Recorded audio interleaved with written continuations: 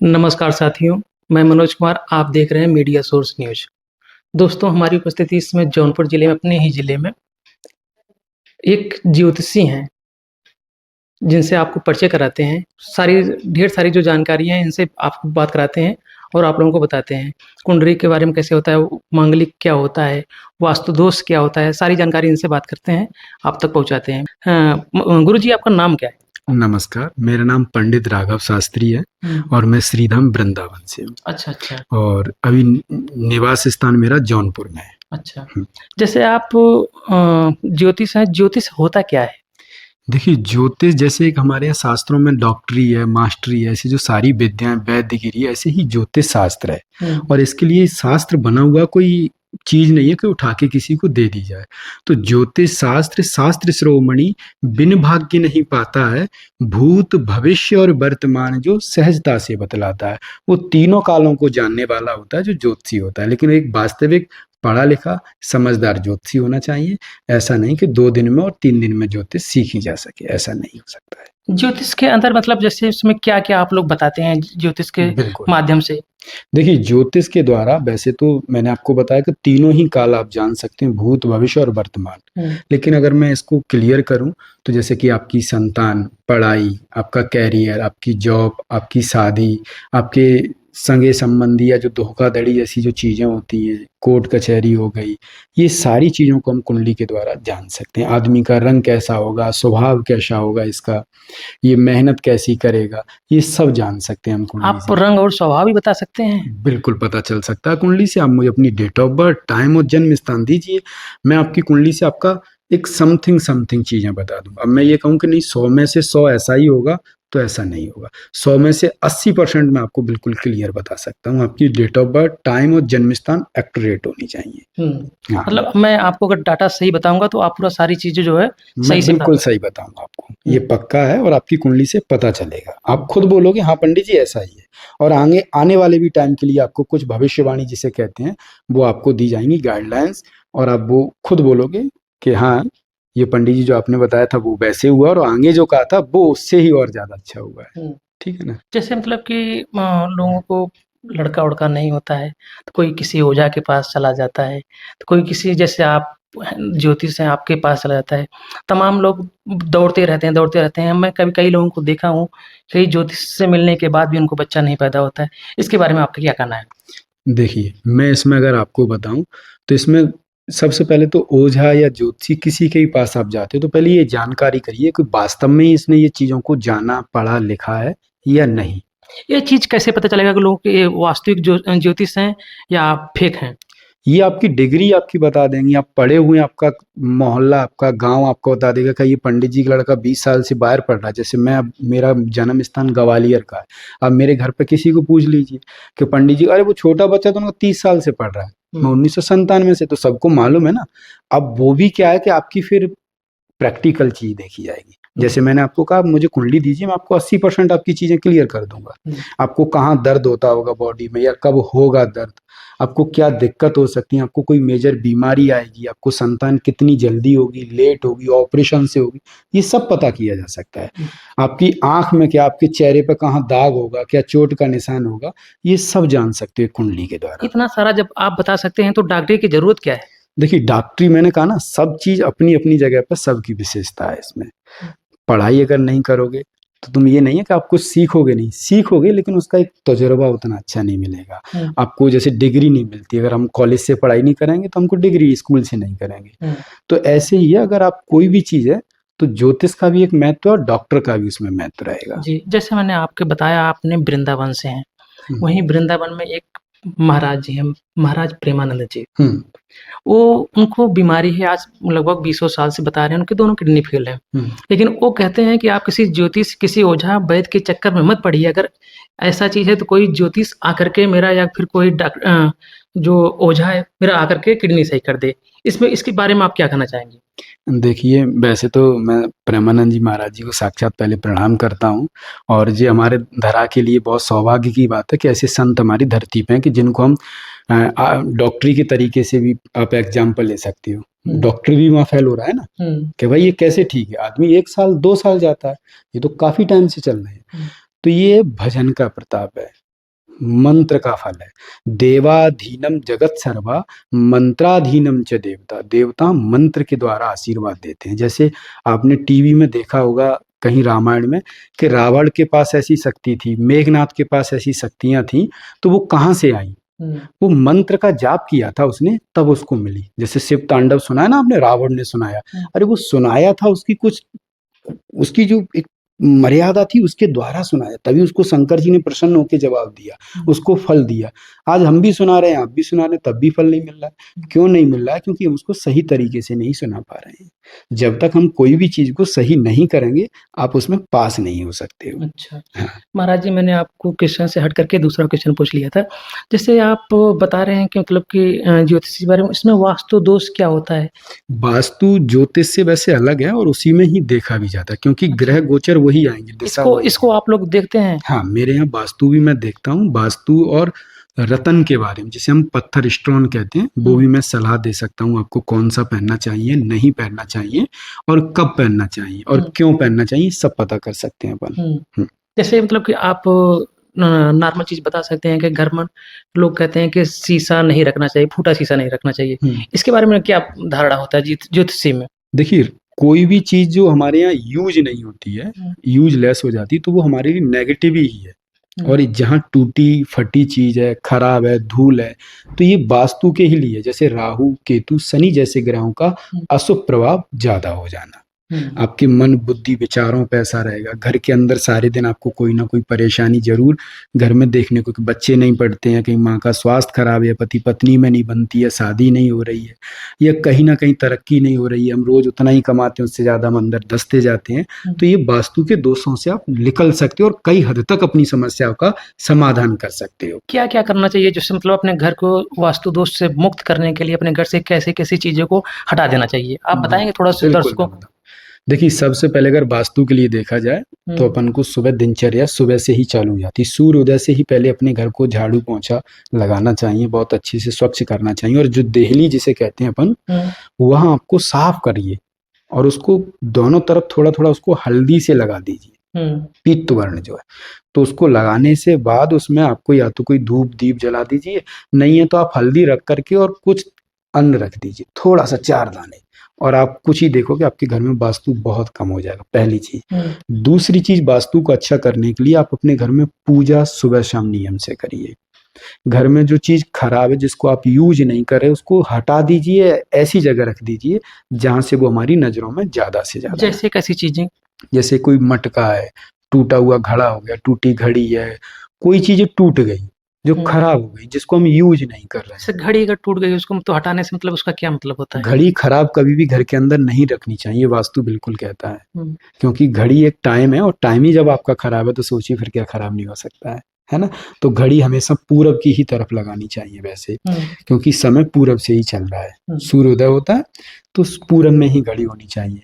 घर में भी जैसे आपको दक्षिण और पश्चिम में जंगले, जिसको विंडो वगैरह कहते हैं अपन, ऐसी सुविधा नहीं देनी चाहिए। अगर वो परिस्थिति है तो कोई दिक्कत नहीं है, उसका समाधान कीजिए। जैसे परिस्थिति का जैसे आप बता रहे हैं, परिस्थिति लोगों की सिचुएशन ऐसी हो जाती है कि रास्ता निकल गया है, लोग कहते हैं कि अपने घर का जो दरवाजा है, मुहारा है, उसको आप दक्षिण दिशा में न करिए, तो पश्चिम दिशा में न करिए। अगर जो लोग कर रहे हैं उनके लिए आप मतलब कैसे, मतलब क्या बताएंगे? मतलब वो अगर उस साइड कर रहे हैं, मजबूरी उनकी है, तो उसको जो दोष है, वास्तु दोष है, उससे कैसे बचा जाए? देखिए, वास्तु दोष से बचने के लिए मैंने पहले ही बताया कि कुछ पूजा आपको करनी चाहिए वास्तु की, या तो वास्तु यंत्र घर में रखिए, या आपका दक्षिण मुखी घर है तो आप अपने घर के बाहर एक पीपल से बना हुआ यंत्र लगवा दीजिए। आपके घर में वास्तु का कोई भी नेगेटिव रिस्पांस दक्षिण की तरफ से नहीं मिलेगा। अगर आपकी कुंडली में मंगल शनि जैसे ग्रह बलवान है, तब भी आपको दक्षिण मुखी घर से कोई दिक्कत नहीं होनी चाहिए। ठीक है गुरुजी, फिर मैं पीछे आता हूँ। जैसे कि कुंडली क्या होती है? जैसे आप लोग ज्योतिषी में कुंडली लोग बनाते हैं, आप लोग कुंडली बनाते हैं, कुंडली है क्या? कुंडली एक तरीके का सॉफ्टवेयर समझिए, जैसे कि मनुष्य का जीवन है, वो तुम्हें चिप या सॉफ्टवेयर मिल गया, उससे आप ये देख सकते हो कि मेरे जीवन में क्या क्या चीजें हैं। हुँ, अब 100% तो नहीं देखी जा सकती, ये कम से कम मैं कहूँगा 80% आप देख सकते हैं। अगर एक अच्छा ज्योतिषी आपके पास में है, हुँ, तो ज़रूर आपको गाइड कर सकता है वो, आपकी समस्याओं से आपको दूर कर सक जैसे कि गूगल मैप खोलिए हुँ, और आप यहीं से देख सकते हो कि भाई कहाँ क्या दिक्कत है ना? हुँ, एआई का ज़माना है, तो इसी प्रकार से कुंडली से भी अपने जीवन को जाना जाता है और इसको तो धर्म शास्त्र के द्वारा देखा जाए, तो हज़ारों सालों से ये चीज़ परंपरा चली आ रही है और मैं ये कहता हूँ, ये कभी लुप्त ना होने वाली चीज़ है। गुरुजी आप तारों के बारे में कुछ विस्तार से बताएँगे? बिल्कुल, देखिए तारे जो हमारे जीवन में सबसे पहले ग्रह के रूप से जाना जाता है, नक्षत्र के रूप से। हुँ, नक्षत्र के बाद में राशि बनती है, राशि के बाद में ग्रह बनते हैं हुँ, और ग्रह के बाद में उनके चरण आते हैं, उनके युति बनती हैं, संबंध है, जैसे कौन-सा ग्रह किस चीज़ का संबंध बना रहा है कुंडली में, हुँ, तो ये चीज़ है। जैसे कि 27 नक्षत्र होते हैं, फिर 12 राशि होती हैं और 9 ग्रह होते हैं। हुँ, तो यही जीवन में जो कुंडली अपन जब बनाते, जो आप बोल रहे थे कुंडली क्या है, तो कुंडली में 12 घर होते हैं अच्छा, अच्छा। और वो 12 घर में ही व्यक्ति की जीवन, भूत, भविष्य और वर्तमान को देखा जाता है। हुँ, और वही 12 घरों में जब कौन-सा ग्रह किस घर से संबंध बना रहा है, हुँ, तो उसी से संबंधित आपको अच्छा होना, अगर अच्छा ग्रह है, अगर वो खराब ग्रह है, तो खराब करेगा आपके जीवन में। अब वो खराब ग्रह को अगर आप शांत करते हो, तो उसी कुंडली के द्वारा आप अपने जीवन को अच्छा कर सकते हो। अच्छा। जैसे बहुत से दंपति हैं जिनको पुत्र प्राप्त नहीं होते हैं। एक बाबा अनिरुद्धाचार्य जी हैं, टीवी डिबेट शो में गए हुए थे। हमने देखा कि उसमें कई मतलब जैसे दर्शक थे, वो लोग क्वेश्चन करते हैं, इन्होंने पहले किसी वीडियो में बोला था। तो कोई दर्शक ने उसमें से क्वेश्चन किया कि बाबा जी आप तो बोल रहे थे गोबर खाने से बच्चा पैदा होता है। आज साइंस कह रहा है मतलब कि पता नहीं कहाँ-कहाँ से दवा लोग कर रहे हैं, क्या कर रहे हैं। इसके बारे में आप क्या कहना है? देखिए, मैं बताऊँ, गोबर या गोबर में जो गेहूँ का प्रक्रिया जो है, वो ऐसे कुछ उन्होंने बताया है कि गाय को पहले गेहूँ खिलाइए हुँ, और गेहूँ खिलाने के बाद जब वो गोबर करती है, उसमें गेहूँ जो साबुत निकलते हैं, उनको धो कर के गंगा जल से फिर उनको पीस के उस व्यक्ति को जिसको संतान नहीं हो रही, उसको खिलाइए, तो संतान प्राप्त हो जाती है। ये क्या सही है? देखिए, मैं इसको सही तो नहीं कहूँगा, हुँ, क्योंकि ये चीज़ मैंने अभी कहीं पढ़ा नहीं है। हुँ। कहीं लिखा हुआ कि इस शास्त्र में लिखा हुआ इसका कोई प्रूफ नहीं है। मैंने नहीं देखा हुँ, है ना? अब कि इनके पास हो तो वो दिखाएँ, सामने रखें उसको, वो ज़्यादा अच्छा है। मैं ये कह सकता हूँ, अगर आपकी कुंडली से ये पता किया जा सकता है कि आपको संतान होने में क्या दिक्कत है, हुँ, नंबर 1, संतान कब होगी? संतान होगी तो कैसी होगी? संतान को क्यों ऐसी दिक्कत आ रही जिससे ये हो नहीं रही है? हुँ, तो ये सारी चीज़ें हम कुंडली से जान सकते हैं, 100% नहीं, क्योंकि इसमें भी कुछ माध्यम हमको डॉक्टर का भी लेना पड़ता है। अच्छा। जैसे अल्ट्रासाउंड, कोई आपको शरीर में कोई दिक्कत तो नहीं है ऑलरेडी, हुँ, या आपके हार्मोन्स ही डिस्टर्ब हों, समझ रहे हो ना? जी। क्योंकि आज का खान-पीन सब चीज़ बदल गया है। अगर इसी संतान की बात करूँ मैं, तो आज से पहले संतान होती थी, हुँ, हम लोग पहले के हैं। उस समय किसी के 5 पुत्र होते थे या 5 पुत्री जो भी हैं, उसमें 2-1 खत्म हो जाते थे। क्यों हुँ। होते थे वो? उस समय तमाम बीमारियाँ चलती थी, बीमारी नहीं, नॉलेज नहीं थी, जिससे लोगों को नॉलेज नहीं था, डॉक्टरी मतलब इतना कम डॉक्टरी थी। नहीं थी। हुँ, तो ये सुविधा हमें, जैसे कि हमारा जो साइंस है, हुँ, इससे हम कह रहे हैं ना, साइंस निकला ज्योतिष से है, हुँ। लेकिन साइंस के द्वारा हम जान गए। जैसे आज से 10 से 20 साल पहले मोबाइल भी नहीं थे, ब्लैक एंड लेकिन व्हाइट मोबाइल था। लेकिन गुरुजी साइंस जो है, इसको जो ज्योतिषी है, इसको जो है मतलब सही नहीं मानता है। साइंस को साइंस सही नहीं मानता है नहीं, ज्योतिषी नहीं, को। देखो ज्योतिषी सही नहीं हो इसको सकता। वरीयता नहीं देता है मतलब इसको वो नहीं कहता है कि मतलब कि जो ज्योतिषी है, पूरा 100% सही है। नहीं, नहीं, ऐसे तो नासा कई बार गलत ठहरा है, हुँ, पहली बात, है हुँ, ना? अगर मैं ऐसे कहूँ तो हर चीज़ में कहीं न कहीं मैंने कहा कोई 100% चीज़ नहीं है। हुँ, एक वो ब्रह्म है, वो ब्रह्म ही पूर्ण है और कोई नहीं। हम तो वो सर्वज्ञ हैं, हम अल्पज्ञ हैं। हम सदैव सीखने के लिए हुए हैं और ईश्वर हमें सिखाने के लिए है। हुँ, तो जो लोग कह रहे हैं कि जो साइंस कहती है कि ज्योतिष नहीं है, मैं यही कहूँगा कि आज से पहले अगर 100 साल पहले भी जाते तो साइंस को इतना कोई जानता भी नहीं था, लेकिन हुँ। ज्योतिष को बहुत जानते थे। ज्योतिष शास्त्र श्रोमणि है, आपके पास नेत्र आए, तभी तो आज आप हमारे पास बैठ के अच्छा शर्ट पहने या ये पहने देख रहे हो ना, हुँ। तो ये ज्योतिष के ही द्वारा देखा जा सकता है। अब मैं ये कह दूँ कि ज्योतिष के बिना कुछ है नहीं, तो ये सब सारा जो शर्ट पहने हैं या सब कुछ ये तो साइंस का देन है ना? ये साइंस का नहीं, ये पहले से प्रकृति दे रही है ना आपको। हुँ, प्रगति साइंस ने थोड़ी बनाई है। अगर साइंस बनाता, जैसे ये पेड़ है, ये जीवित पेड़ है। अब वो फल निकल आए, वो टाइम सारी चीज़ हो, समय पे पत्ते झड़ें, ये साइंस कर सकती है? ये सारा चीज़ें तो नेचुरल है लेकिन जो साइंस है इसको डेवलप आपने जिससे इस गमले को पेड़ में इसमें गमले में आप ये पेड़ रखा है, हुँ। इसको जो आपका हमारे दिमाग में साइंस का ही तो देन है। इसी को तो साइंस कहते हैं। नहीं, ये साइंस का नहीं है, ये तो प्रकृति ने दिया है। साइंस किस चीज को देती है? जैसे वो रखें आर्टिफिशियल फूड। वही चीज़ मैं वही कह रहा हूँ, प्रकृति से ही जो हम अपने अनुसार ढाल लेते हैं उसी को साइंस कहते हैं। तो ज्योतिष क्या कहती है? तमसो माम ज्योतिर्गमा, अंधकार से प्रकाश में आइए, तभी तो तुम चीजों को जानोगे समझोगे। रास्ता दोनों का एक ही है। हाँ, साइंस और ज्योतिष, तो मैं ये कहूंगा ज्योतिष पिता है और साइंस उसका पुत्र हो सकता है। लेकिन जो साइंस करता है वो आपको दिखाई देता है, लेकिन जो ज्योतिष करता है उसको आप देख नहीं सकते हैं ना। नहीं नहीं, क्यों नहीं देख सकते? मैंने हजारों जीवन, मेरे यजमान जी, उनके बारे में बताया, उनके साथ वो हुआ है, और जबकि उनको डॉक्टरों ने वो चीजें गलत ठहराई है। मेरे पास प्रयागराज की यजमान जी हैं, अगर कहेंगे तो इसमें कमेंट में आपको दिलवा सकता हूँ। उनको कैंसर जैसी बीमारी बताई, घर को पूरे को नष्ट कर दिए, 10-5 लाख लगा चुके थे, और मैंने उनसे कोई 1 रुपया नहीं लिया। जो मेरा फीस होता है कुंडली का, वो उनने मुझे दिया, और मैंने उनको कुछ उपाय बताए, और उनने गुरुजी आप क्या कुंडली के माध्यम से कैंसर को सही करने के लिए आप दावा कर सकते हैं? नहीं, मैं दावा नहीं करूंगा, लेकिन उसमें कुछ माध्यम या आपको कुछ सपोर्ट दे सकता हूँ, शायद उससे आपको लाभ मिल जाए। जैसे कहते हैं ना, कोई प्लम्बर, कहीं पानी पाइप में कोई रुकावट है तो प्लम्बर उसको अच्छे से ठीक कर सकता है ना।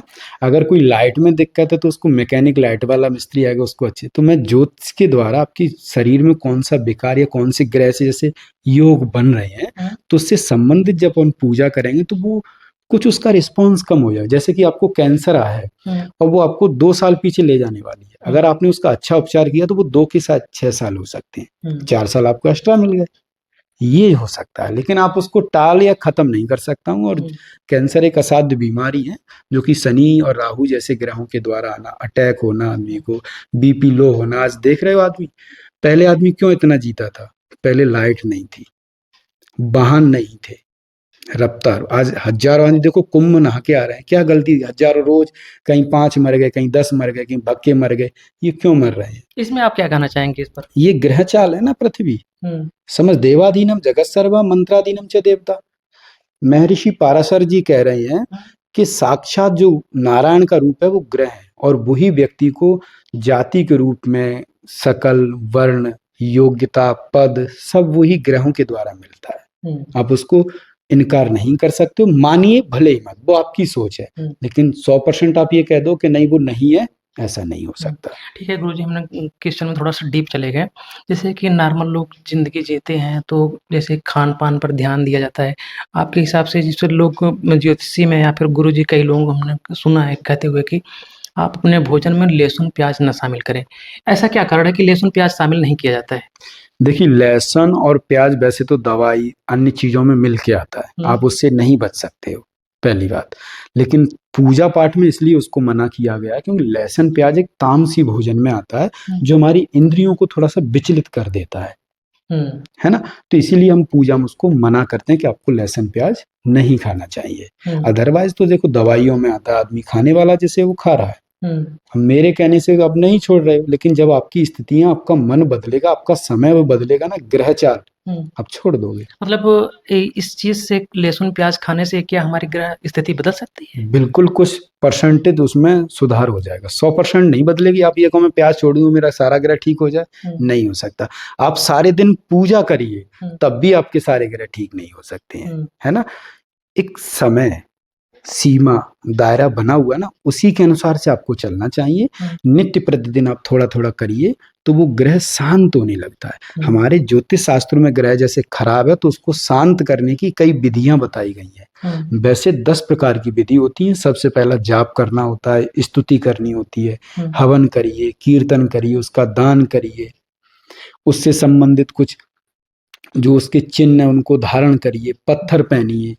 नहीं है तो भगवान केशव के नाम लेने से भी ये चीजें समन हो जाती हैं। क्योंकि बाबा प्रेमानंद जी का कहना है कि आप कुछ नहीं कर सकते हैं तो भगवान का नाम जप नाम सबसे बड़ी चीज है। देखिए, मैं वो बात रुक गई थी, प्रेमानंद महाराज जी का जो स्वास्थ्य है वो ईश्वर ने उनको दिया है, और ये जग को जताने के लिए, जानने के लिए है। आप क्या मानते हैं भगवान उनको, प्रेमानंद जी महाराज को क्या मानते हैं? मैं तो एक देव पुरुष मानता हूँ। वो साक्षात कहीं ना कहीं एक भगवान के अंश हैं, और वो साक्षात रूप में हम सबको चलाने के लिए आए हैं, जो प्रतिदिन नई नई रूप से हमें नई नई प्रेरणा देते हैं, और मनुष्य उनको सुन करके प्रसन्नचित्त होता है। दूसरा, उसके अंदर की वृत्ति बदलती। मैं 30-32 साल की मेरी उम्र है, मैंने जितने प्रेमानंद जी महाराज से आदमी प्रसन्न होकर के अपने आप को चेंज किया है ना, उतना जल्दी किसी से नहीं हुआ है। या तो आदि गुरु शंकराचार्य जी के समय पे मनुष्य में बदलाव आया था, या इस समय हम प्रेमानंद महाराज जी के द्वारा देख रहे हैं। एक हमारे बागेश्वर धाम वाले महाराज धीरेन्द्र शास्त्री जी महाराज हैं, उनने भी जनहित में एक सनातन को लेकर के बहुत ज्यादा अच्छी भक्ति और आदमी के अंदर सनातनी को जगाने का काम कर रहे हैं। तो ये बहुत अच्छे दिग्गज हैं। और ऐसे शंकराचार्य हमारे यहाँ महामंडलेश्वर हैं, तो कहीं ना कहीं रूप में भगवान ही है ना, तभी तो कहते हैं कि ईश्वर। अच्छा, ठीक, आपने आपकी बात काटते हुए मैं थोड़ा सा कहना चाहता हूँ। आपने बात किया क्या नाम है उनका? बागेश्वर धाम धीरेन्द्र शास्त्री जी का। उन्होंने कहा कि महाकुंभ में जो भगदड़ हुई थी उसमें कई लोग मरे थे। तो उनका बयान आता है कि जो लोग मरे हैं वो मरे नहीं है, वो मृत सीधा जो है स्वर्ग को प्राप्त, मोक्ष प्राप्त हुआ है। इस पर आप क्या कहना चाहेंगे? देखिए, मैं इस पर यही कहूंगा कि जैसे एक दिव्य स्थान की महिमा होती है, जैसे आप कोई जेल में या कोई पुलिस वाले के पास बैठे हो तो आपके पास चोर नहीं आ सकता है, आप ये समझिए कि वो डरेगा कि आपके पास पुलिस खड़ी हुई है ना। तो ऐसे ही जब तुम दिव्य स्थान पे होते हो तो तुम्हारे जो पाप होते हैं, और यमराज को दो नाम से जाना जाता है, एक यमराज है और एक धर्मराज है। जब तुम धर्म की जगह पर खड़े हो तो कहीं ना कहीं धर्मराज जी आएंगे और आपको धर्म का निर्णय होगा आपके साथ। और जब आप कोई अधर्म की जगह खड़े होते हैं तो आपके साथ यमराज आएंगे जो आपको उसका न्याय करेंगे। तो जो प्रयागराज जैसे तीर्थ में आकर के जिसने प्राण छोड़े हैं, वैसे तो मैं उनको नमन करता हूँ, दुख की चीजें ये, अगर उनने प्राण छोड़े हैं और उनके किसी भी कारण से गए तो कहीं ना कहीं उनकी गति मुक्ति निश्चित ही होनी, उसमें कोई संदेह नहीं है। ठीक है, जैसे मतलब कि यही चीज का विरोध करते हुए एक बाबा थे, उनका नाम हमें याद नहीं आ रहा है। उन्होंने कहा कि अगर धीरेन्द्र शास्त्री, इनका ऐसा बयान आता है कि अगर धीरेन्द्र शास्त्री ऐसा कर रहे हैं, आइए हम उनको धक्का दे देते हैं, वो अपने आप को स्वर्ग को प्राप्त कर लें। इस पर आप क्या कहना है? देखिए, ये तो उनका खुद विचार है, इस पर मैं उनको कोई मंतव्य नहीं दूंगा, क्योंकि वो शंकराचार्य जी और एक जगत के आदि पुरुष हैं, तो इसमें मेरा बीच में आना सही नहीं है। वो लोग अपना डिविडेंड चला रहे हैं, उनको चलाने। गुरुजी, जैसे आपने बताया है, इसको जो ग्रह होता है, वास्तु दोष है सारा जो है, इसको कई लोगों के जिंदगी में बहुत ज्यादा तकलीफ से गुजरते हैं, इनका ग्रह दोष होता है, उसको सही करने का नियम क्या है? आप कुछ बताएंगे दर्शकों? बिल्कुल, मैं बताऊंगा।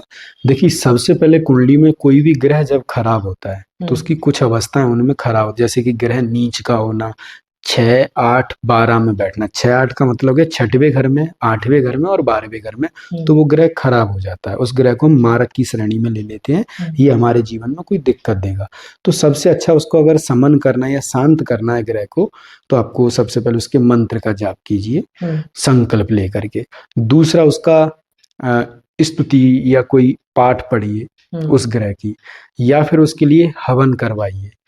इस प्रकार से अपन ग्रहों को शांत कर सकते हैं। दूसरा, उसमें क्या होता है कि आप किसी ग्रह के लिए औषधि भी धारण कर सकते हैं। मेरे पास पत्थर पहनने की सामर्थ्य नहीं है तो आप उसकी जड़ धारण कर लीजिए, आपको वही रिस्पॉन्स मिलेगा। और आप जड़ भी धारण कर सकते हो, उससे स्नान भी किए जा सकते हैं। ऐसे 9 प्रकार के हमारे यहाँ पे हैं जिससे हम अपने ग्रहों को शांत कर सकते हैं। और 9 ही प्रकार से हम कानों में भी पत्थर पहना जाता है, जरूरी नहीं कि हाथ में ही पत्थर पहने जाते हैं। हम कान से भी पहन सकते हैं, गले में भी पहन सकते हैं, अपने मस्तक पे भी धारण कर सकते हैं, भुजा में भी पहन सकते हैं, कलाई में भी पहन सकते हैं और यहाँ भी पहन सकते हैं। लेकिन कमर से नीचे हमें कोई भी स्टोन नहीं पहनना चाहिए। जहां तक कि तो हमें गोल्ड भी धारण नहीं करना चाहिए। गोल्ड भी हमें जितना भी पहनना चाहिए वो कमर से ऊपर ही ऊपर पहनना चाहिए। आज का चलन है कि आदमी पाजेब भी सोने की, बिछिया भी सोने के पहन रहे हैं, अशुभ माना जाता है उसको। अशुभ माना जाता है। चांदी को हमारे यहाँ, रजत को बहुत ज्यादा शुभ माना जाता है। जैसे आप बता रहे हैं ग्रहों को, बहुत से लोगों के सुनते हैं कि आम भाषा में कि आपका शनि भारी है। जिसका शनि ग्रह, जिसके पर शनि ग्रह जिसका भारी होता है, उसको सही करने के लिए क्या प्रक्रिया है? देखिए, मैं बताऊं, भारी का मतलब तो पॉजिटिव हो गया। उसको हम कहेंगे जब कोई शनि या तो आपका कुंडली में मारक बन के बैठा है तो उसका आपको उपचार करना चाहिए, या शनि कुंडली में या कोई भी ग्रह आपका बहुत कम डिग्री का बैठा है, जो कि अंश में, जिसको अंश कहते हैं। एक ग्रह 30 डिग्री चलता है तो कितनी डिग्री कम है वो? 5 अवस्था होती है, बाल्य अवस्था, कुमार अवस्था, युवराज और वृद्ध और मृत। अब वो कौन सी अवस्था का आपका ग्रह बैठा हुआ है, ये उसके लिए फिर आपको उपचार करना चाहिए। भारी का मतलब तो वो आपके लिए पॉजिटिव है। हाँ, तो भाई अच्छा बैठा हुआ अगर भारी है तो। वो खराब का मतलब वो डाउन है, अब 2 महीने का बच्चा कोई काम नहीं कर सकता है, लेकिन हम तुम तो काम कर सकते हैं क्योंकि हम यंग अवस्था में ये। अच्छा। जैसे गुरुजी इसमें ज्योतिष में हाथ-वाथ भी देखा जाता है क्या? जी, देखिए अपने भारत में वैसे कम से कम 50 प्रकार से जीवन को देखा जाता है। हाथ से देख कर के पूरा जीवन रेखा बता सकते हैं पूरा? देखिए मैं हाथ नहीं देखता हूँ, मैं वैदिक ज्योतिष के द्वारा देखता हूँ। अच्छा, अच्छा। हाथ देखने को पाम रीडिंग कहते हैं, हुँ। हस्तरेखा जिसे कहते हैं। ऐसे ही अंक ज्योतिष भी होती है। ऐसे कई प्रकार के हैं जिनसे अपन देखा जा सकता है। नैननक शास्त्र होते हैं, शगुन शास्त्र होते हैं, ऐसे कई हैं। तो जो हाथ देखने वाले होते हैं वो कुछ अलग है, लेकिन इसमें ये कहा जाता है कि अभी 20 आदमी एक जैसी रेखा के आएंगे तो क्या करोगे, क्योंकि बहुत सीमित ग्रंथ है हस्तरेखा का। अंक ज्योतिष का भी बहुत सीमित ग्रंथ है, लेकिन ज्योतिष शास्त्र शास्त्र शिरोमणि है, वो सभी शास्त्रों के ऊपर है और सबकी शिरोमणि। जैसे एक छत्र एक मुकुटमणि सब वर्णन पर विराज। रा और माँ नाम के शब्द इसलिए राम सबसे श्रेष्ठ हैं, क्योंकि रा और माँ नाम के शब्द कहीं भी किसी भी अक्षर के ऊपर लगाया जा सकता है, और बाकी के जो अक्षर है ना वो मध्य में ही लगेंगे और कहीं नहीं लग सकते हैं। जैसे गुरुजी आपसे मिलने के लिए कोई जैसे आप जिसके जीवन में समस्या, नौकरी पाने के लिए तमाम प्रकार की जो समस्याएँ हैं, आपसे मिलने के लिए वो कैसे आपसे मिल सकता है? अपना कोई कॉन्टैक्ट नंबर बताएँगे? बिल्कुल, मैं बता देता हूँ। देखिए, मेरे से मिलने के लिए व्हाट्सएप के द्वारा भी आप मिल सकते हैं। यूट्यूब, फेसबुक पे भी आप मुझे ढूँढ सकते हैं, मिल जाएगा। यूट्यूब पर आपका चैनल का नाम क्या है? मेरा यूट्यूब पे चैनल का नाम है ज्योतिष सस्तक के नाम से, और मेरा नंबर रहेगा 7525940147। जी। साथियों, आप लोग जिसको भी जैसी भी समस्या हो। अच्छा गुरुजी, जाते-जाते मेरे दिमाग में क्वेश्चन था जो भूल गए थे, लेकिन आप बता दीजिए थोड़ा से। मांगलिक दोष क्या होता है? मांगलिक देखिए बहुत नॉर्मल चीज़ है, उसको बहुत बड़ा बना दिया गया है। हर 5 बंदे में 2 बंदा मांगलिक मिलेगा। अच्छा। हाँ, क्योंकि मंगल एक मंगल से ही नहीं है, वहाँ 5 ग्रहों का संबंध है। अब 9 ग्रह और 5 ग्रह तुम्हें मंगल बना रहे हैं मांगलिक दोस्त, तो कहीं ना कहीं तो जुड़ोगे आप। तो पहला घर, चौथा घर, 7वां घर, 8वां घर और 12वां घर, इनमें जब 5 ग्रह कौन कौन से, मंगल, सूर्य, राहु, केतु और शनि जब बैठ जाते हैं तो मांगलिक दोष बनता है। लेकिन हमारे ज्योतिषकारों ने उसमें यह भी कहा है कि उसका निवारण दिया गया है। अगर इस स्थिति में वो लड़की की कुंडली में मंगल वही है तो वो दोष कट जाता है। अच्छा। हाँ, उस समय शादी हो सकती है। और एक निर्णय सागर पंचांग है, उसमें बहुत स्पष्ट तरीके से इसका सारा विवरण दिया गया है। जो ब्राह्मण नहीं समझ पाते हैं तो उसमें जान करके अच्छे तरीके से बताएं, किसी को डराएं नहीं, किसी को घबराएं नहीं, क्योंकि जनता को जगाना है हमें, ना कि एक अंधकार में ले जाकर उन्हें गिराना है। हम यही चाहेंगे कि आप अपने जीवन को बहुत अच्छा बनाएं। आज भगवान सदाशिव की महाशिवरात्रि भी है, तो आपके जीवन में भगवान शिव की कृपा बनी रहे, आप दिन दूना रात चौगुना करें, है ना। तो मांगलिक से डरना नहीं है, आपको एक अच्छे विद्वान ब्राह्मण से संपर्क करना चाहिए उस समय। अगर आपका मन है मेरे से सलाह करने की तो मैंने जो नंबर दिया आप उस पर कॉन्टेक्ट कर सकते हो जी। साथियों, ये गुरुजी थे, ज्योतिष जी थे। इनसे जो काफ़ी बातें हुई, सारी जानकारी आपको बताए हैं। और मिलने जैसे आप कोई आकर आपसे मिलना चाहे तो आपका पता बता सकते हैं, आप कहाँ से मिलेगा आपसे वो? बिल्कुल, मैं जौनपुर में जेसी चौराहे के पास आप मुझसे मिल सकते हो, और वहीं मेरा ऑफिस है। लेकिन मैं बहुत जल्दी उसको एक्सचेंज करना चाहता हूँ, तो मैं आगे जो भी वीडियो आएंगी या मेरे चैनल के द्वारा आपको उसका एड्रेस पूरा भली भांति से मालूम दिया जाएगा। साथियों, ये ज्योतिषी थे जिनसे ढेर सारी बातें हुई, और इन्होंने वास्तु दोष के बारे में, मांगलिक दोष के बारे में और तमाम सारी जानकारियाँ आप इनके माध्यम से आप लोगों तक पहुँचाए हमने।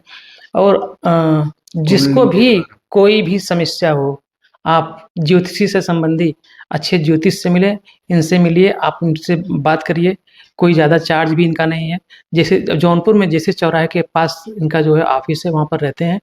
ठीक है दोस्तों, आप लोग इनसे मिलिए, और इनका कॉन्टैक्ट नंबर भी स्क्रीन पर चल रहा है, उस पर आप संपर्क कर सकते हैं। जो भी आपका राय है, अपना राय कमेंट बॉक्स में ज़रूर बताइएगा। तब तक फिर मिलते हैं दूसरी खबरों के साथ। धन्यवाद।